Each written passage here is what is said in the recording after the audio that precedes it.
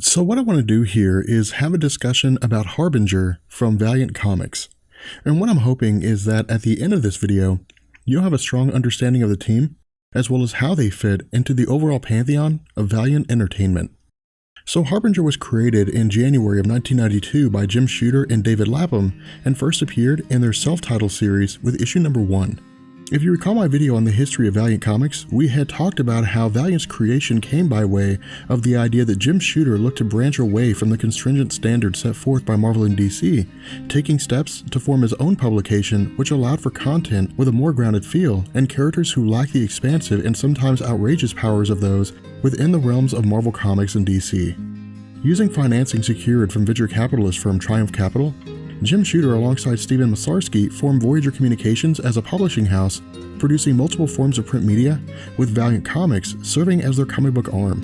Finding success by leasing publications from Western Publishing, Gold Key Comics, and others, Valiant's popularity arose from the idea that instead of having a wildly complicated continuity due to a massive roster of characters and teams, these small publications allowed for frequent entry points, requiring that prospective readers only catch up on a handful of comics to fully grasp what was happening in each story arc. Using this popularity as a means to jumpstart their own line of publications, in 1992, Valiant released their first company-owned comic in the form of Harbinger issue number 1, with Jim Shooter as writer and David Lapham as artist.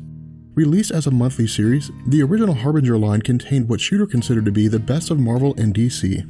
To sidetrack for a second, one of the most common trends of Marvel and DC's earliest successes came in the form of relatable characters, specifically those who were teenagers. As a result, Teen Titans, New Mutants, and Spider-Man all stand as heroes who have transitioned into household names, whether by their comics, adapted cartoon shows, or a combination of both. Looking to capitalize on this idea, Harbinger was best characterized as a series with its roots in the X-Men and focusing on a group of teenagers with powerful psychic powers, all of whom were being pursued by one of two all-powerful psiots named Toyo Harada. Living up to its namesake, the concept of Harbinger was to present the idea that these teenagers and those like them stood as harbingers to a new generation of humanity, and under Toyo Harada's Harbinger Foundation, were intended to be used as a way to eliminate society's self-destructive habits by operating as an army, wiping away the weak, and allowing Harada to step in as ruler of the world. Where the roster of Harbinger would grow to include characters like Flamingo, Chris, Torque, and Zephyr, these characters were designed as a way to round out the overall team, creating a kind of depth to their abilities, but also complementing each other's powers. In addition to this, while the Harbinger series was a team-based book, much like the Avengers, Teen Titans, and others, the Harbinger line had a lead character of sorts in the form of Peter Stanchek.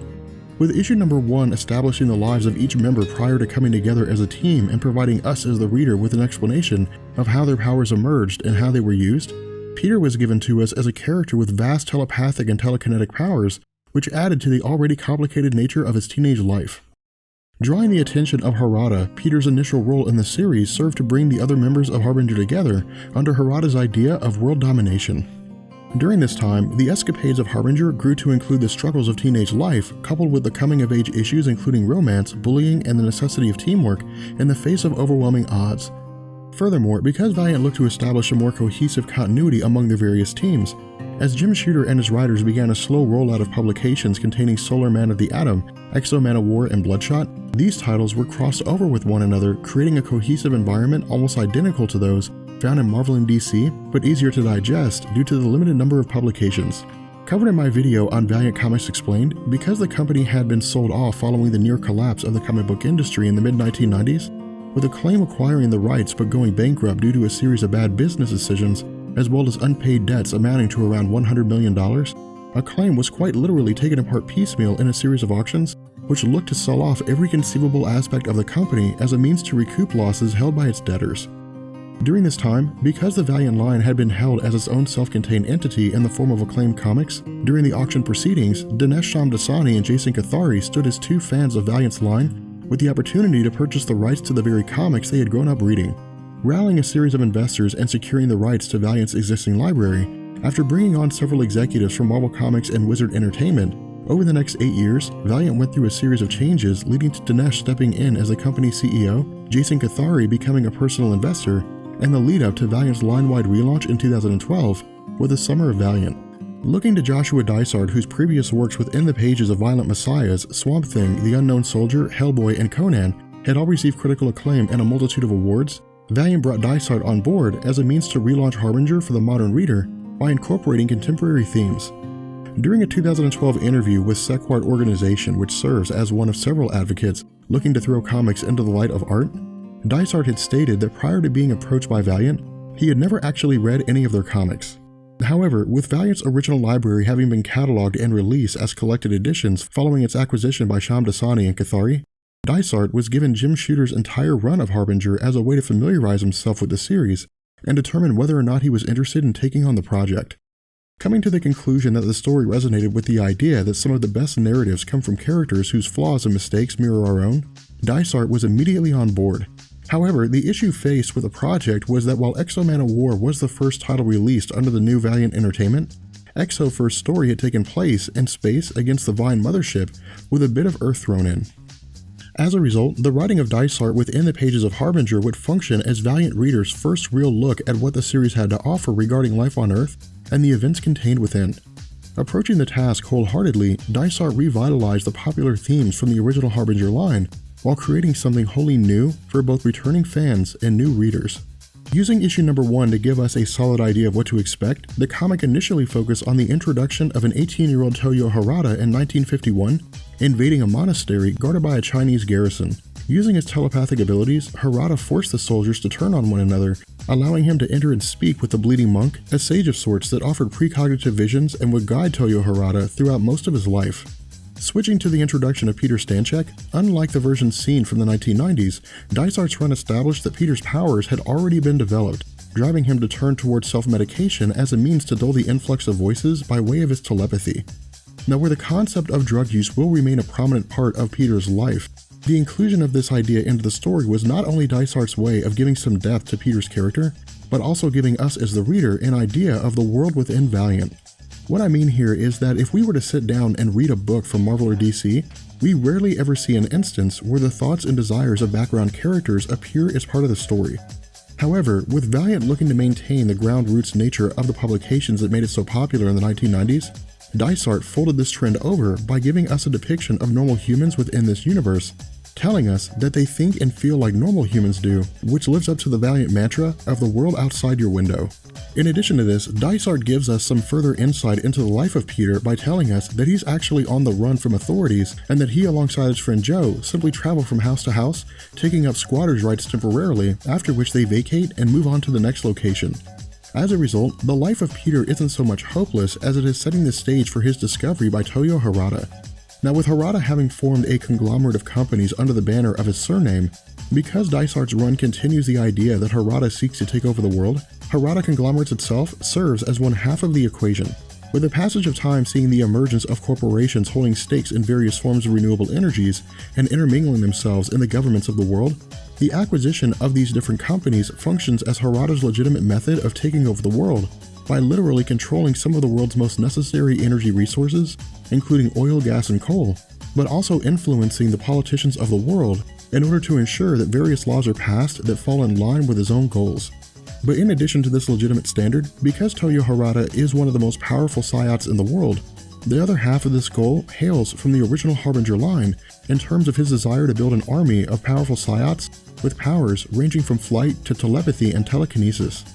As a result, Harada has been continually using his powers to monitor Peter as his own abilities emerged, giving Harada an idea of what Peter was capable of and how Peter would fit into Harada's plans. Now from here, we jump to the expansion of the book's various members and villains, Peter's past, and Dysart's inclusion of more teenage relatable themes. Introducing a girl named Chris as someone from Peter's childhood, it's revealed that Peter had held an unrequited love for Chris and that he cared for her, but she felt no feelings of romance towards him in return. Now, where we do get into a bit of an argument between them and the revelation that various children were terrified of Peter due to the emergence of his powers at such a young age, along with his inability to control them, Dysart also establishes that Peter's morality is a bit ambiguous here. Using his telepathy to take over the mind of Chris and force her to fall in love with him, what Dysart's telling us is that Peter's view of the world is situational, using his powers to accomplish whatever goal he seeks to achieve at any given point in time. While this isn't the most important thing regarding the overall story of the Harbinger's line, in terms of Peter, this is one of the most intrinsic parts of his character, and that after the development of his powers, instead of taking the right road and becoming a hero, He acted as most of us would by using his powers selfishly. Switching to the introduction of a man named Mr. Toll, during Peter's time alongside Chris, his friend Joe had been taken prisoner for interrogation by an organization called Project Rising Spirit. Now, something to point out here is that this organization operates by experimenting on and occasionally creating superhumans, and was responsible for the creation of Bloodshot. While Bloodshot is a character that we will have a discussion on in the future, the introduction of Rising Spirit within the pages of Harbinger is actually our first introduction to this organization and the events that would lead to the creation of Bloodshot himself. However, because Rising Spirit exists as a governmental agency, their resources are virtually limitless, with Mr. Toll having been revealed to be behind the reason for why Peter spent so much of his life on the run. Where the interrogation of Joe is left open in that we're not immediately told how it ends, in the following pages, Dysart gives us our first full explanation of psiots in the realm of Valiant and how they're formed. With Peter waking up out of his sleep after engaging in intercourse with Chris, he receives a visit from Toyo Harada using a dog as a psychic projection. Engaging Peter by way of a terrifying attack from mutated dogs, Toyo reveals that unlike other psiots whose power allows them to project illusions, the abilities of Peter allow him to see through illusions, breaking them down, and accessing their roots, taking the fight directly to the psiot themselves. In addition to this, we learn that within the Valiant universe, humans exist in three forms: those without powers, those with latent powers, and those with their powers emerging at birth. While humans without powers live their lives normally, forming families and working day jobs, those with latent abilities are unaware of what they're capable of and are unlikely to ever find out. Instead, they simply live their lives normally, much like normal humans. However, those individuals like Toyo and Peter who were born with their powers emerging in the very early years of their life, and if left uncontrolled, begin a slow erosion of normalcy, forcing them to live a nomadic lifestyle away from friends or family for fear of unintentionally harming those they care about. Now, where this conversation is taking place entirely in the mind of Toyo is a kind of dreamscape between himself and Peter, the discussion between the two touches on Peter's friend Joe, his actions with forcing Chris to love him, and his abuse of medication, all of which come together to create this perfect storm of self-destruction, which can only lead to Peter's untimely demise or torture at the hands of Rising Spirit. Offering a path that leads to salvation, something I'd like you to notice here is that Toyo himself is actually preying on Peter. While this might seem like a kindly conversation between a mentor and a potential student, in truth, this is really more about Harada pursuing Peter as a means to assemble his army and begin his conquest of the world. To this end, with Peter snapping back to reality and finding Joe is returned, Joe's presence comes with the arrival of Mr. Toll and the forces of Project Rising Spirit, who allow Joe to escape so they could follow him. Because Rising Spirit has long since been monitoring psiots and studied their powers, the weapon systems of Rising Spirit do not consist of standard bullets, and instead, they use a kind of electronic pulse to neutralize the telepathic and telekinetic powers of psiots. Looking to Toyo for help as a means to escape, instead of offering assistance, Peter's instructed to simply let loose, driving him to destroy the brains of the various soldiers and attack Mr. Toll, forcing him to forget everything and everyone about his life. Following this, with Harada having monitored the entire conflict and instructing one of his agents named Rachel Hobson to locate Peter due to her ability to sense and track down psiots, the story saw its transition away from Peter being on the run and instead turning to the Harbinger Foundation under Harada in order to receive the training necessary to harness his own powers. Now, following this first issue and going forward in the remainder of the series, under Dysart, Harbinger functioned as the quintessential story of teenage life within the realm of Valiant. What I mean here is that after having been forced to leave Joe and Chris behind, Peter's induction into the Foundation saw him coming into direct conflict with his instructor, challenging his authority, but finding himself outmatched in terms of his abilities. While some of this could be considered filler content, on the whole, the events within the third and fourth issue actually served as a slow rollout in an effort to beef up the roster of Harbinger, as well as establish that Harada had already been well on his way to forming an army prior to the induction of Peter into the Harbinger Foundation. However, because he never quite fit in, the goal of Peter was to always escape, something made possible with the help of a girl named Livewire, who had the power to manipulate the electromagnetic spectrum. Where these attempts were consistently thwarted by Harada, Peter's final straw came in the murder of Joe, which was orchestrated by Harada in an effort to eliminate Peter's ties to the outside world.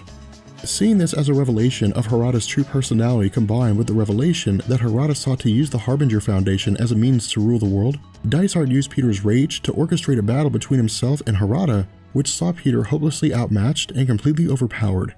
Picking up with the start of the Renegade story arc, with Peter realizing that his powers alone were incapable of eliminating Harada, Dysart launched a full-scale expansion of the Harbinger team by reaching back to the characters of the 1990s and reintroducing Faith, who was identical to her original version from the 1990s, and that she was an overweight woman with the power of flight, Charlene Dupree, who could control and generate flames, Torque, who had extreme strength and durability, and Stronghold, who could increase his size and strength by absorbing the mass of objects around him, with all of these beings having their powers awakened by Peter himself. Functioning with a road trip kind of feel, the writing of Dysart continued to receive acclaim due to the fact that this period in the Harbinger line focused on the individual members, highlighting their strengths and weaknesses, as well as their role within the Valiant universe.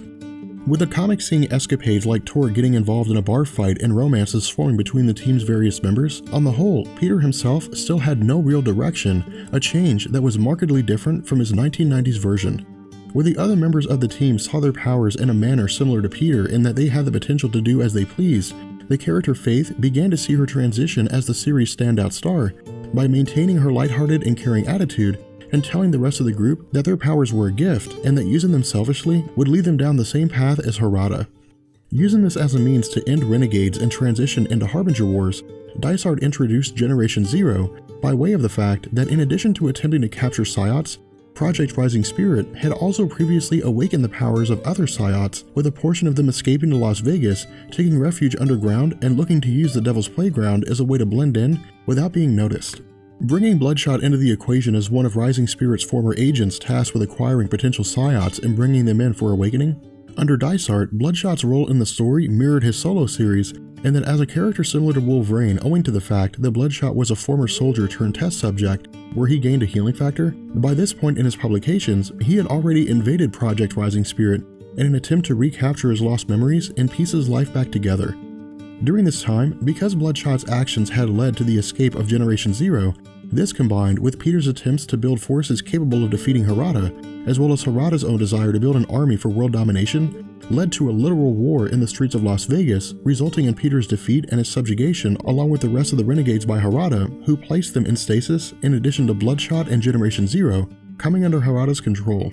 Now, where the story would lead into Perfect Day, which focused largely on the lives of the various members of the Harbinger team while in stasis, I actually want to jump forward a bit and focus for a second on To Kill a King. With the majority of Harbinger's publications focusing on their battles with Harada, To Kill a King and Unity was the first major crossover of Valiant comics featuring their entire lineup. Coming out of Exo-Man of War, who was time displaced after being captured by aliens called the Vine, after destroying a majority of their populace during the Planet Death storyline, Exo returned to Earth, seeking to remake his home and likeness of the Visigoths in the age of the Roman Empire. Invading Romania and eventually Bucharest, because these actions directly conflicted with Harada's goal of world domination, he had assembled a team of his best Psiots under the banner of Unity for the purpose of stopping Exo. While they were defeated almost immediately, Harada's second team faced off against Exo, defeating him in the process.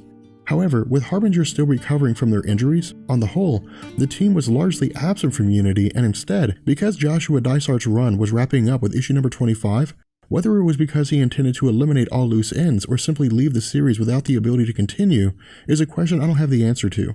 Instead, with Peter and the Harbingers having battled Harada on several occasions, while their actions did help with the group's various members to flesh out their own place in the world, on the whole, they had almost always met with defeat. To this end, Harbinger was effectively disbanded and Peter took to the media, leaking documents on the actions of Harada and his company, as well as Project Rising Spirit. That said, during the Valiant Summit of 2016, it was revealed that with Rafer Roberts taking over for Joshua Dysart, because Faith had received her own miniseries which was met with critical acclaim, giving way for an ongoing series by Jody Houser, in November of this year, the Harbinger line is intended to be relaunched under the banner of Harbinger Renegades, focusing on the aftermath of Peter's data leak and the world becoming aware of the existence of Psiots. However, because Faith has her own solo series and Valiant prizes its consistent continuity above all else, while the rest of the team is expected to reform, at this point, I don't know how her series will affect Harbinger and whether or not she'll be as consistent as she was in Dysart's run, or more of an occasional character. With that being said, we're going to bring this video to an end, and if you guys are reading Harbinger, let me know what you think. And if this video made you interested in Harbinger, then let me know what you think. And I will catch you guys later. Peace.